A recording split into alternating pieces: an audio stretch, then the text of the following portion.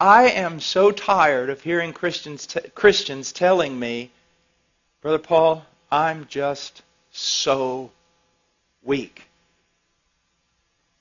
And you say, well, Brother Paul, you started your sermon saying you were weak. So why can't we say it? Well, I want you to understand the phrase and the context of it. First of all, you're not weak. And I can prove it to you. In the last week, W-E-E-K, how much time did you spend grasping and striving to know God and His Word? And in prayer, knowing that apart from God and His work on your behalf, you weren't going to be able to make it. Oh, see, it's really easy to say, I'm so weak. Your problem is not that you're so weak. Your problem is that you think you're strong. And I can prove it by just looking at your devotional life. Do you see? Our problem is not that we're too weak. Our problem is that we do not recognize our weakness. Do you see that? That's why the men and women that have been most used of God throughout Christian history seem to have only one thing in common, a recognition of their weakness.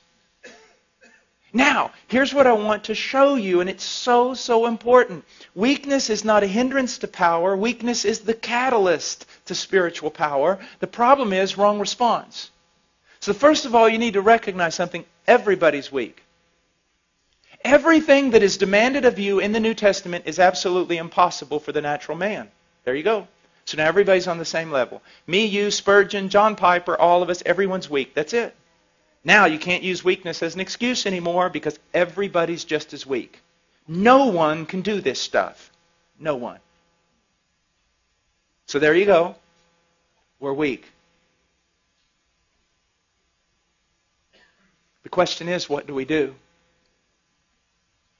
Now, many people just mouth weakness because it's the Christian thing to say. I'm weak. Other people find it very convenient to use that phraseology. Why? Because they can use it as an excuse for their sin. Well, I'm weak. Everybody's weak. But the right mindset here is in recognizing your weakness, it drives you to God. Immediately to God. Believing in faith that He's the fountain He claims to be.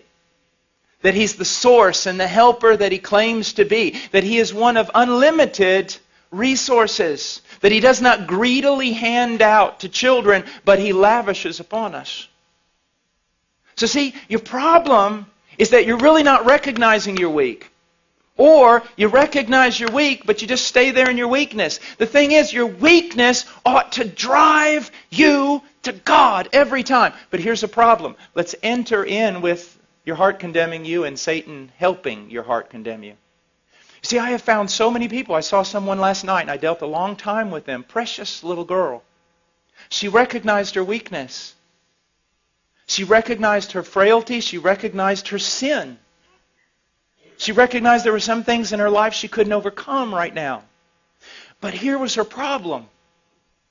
She would see her sin, and because of the work of the devil and sometimes our own heart condemning us, she would put herself in the penalty box every time that she sinned. Well, you can't go to God right now. You can't just keep running back to Him. I mean, you sinned yesterday and you repented and asked for forgiveness. Now you've done the same exact thing today. I mean, you run back to Him, you're just a hypocrite. You don't appreciate God. You don't have a high view of God. What do you think? God just hands out pardon to everyone? And isn't that what we do? And isn't that what we think? We sin, a sin that we've already sinned and already repented of, and because of it we think we need to put ourselves in a penalty box for a little while, at least a couple of days, and try to work our way back into favor before we come to God. Because if we think, actually, you mean if I go back every time I do this, just immediately, not only going back and asking for forgiveness, but expecting forgiveness, isn't that hypocrisy? Isn't that a low view of God? Isn't that treating God as a forgiveness machine? No, it's being biblical. It's what poverty of spirit is supposed to do to us. Now again, I'm not preaching this, hopefully, to unconverted church people who are going to say, wow, if God's that good, I'll sin all the time and just go back and ask for forgiveness. Hopefully I'm not talking to people like that. Hopefully I'm talking to genuine Christians who really want to be something they are not yet. But when they find themselves frail and they find themselves weak and they find themselves sinning the same sin, they kind of huddle over here and wait. Maybe read their Bible a few days, pray some more, show God they're really sincere before they run over there and actually try to get some forgiveness. No! One of the great joys of my life is when I discovered that the moment I sin the sin I always sin, my first response ought to be to latch a hold of Christ. And not beggarly, not thinking, oh, here I am, you ought to strike me down. But no, I latch a hold of Christ saying, I believe your promises. I am in a different realm. I am free. I am a saint. I've been moved out of Adam and condemnation and law. All of it was paid for on that tree. When He died, He knew all of it. He forgave all of it. I'm free.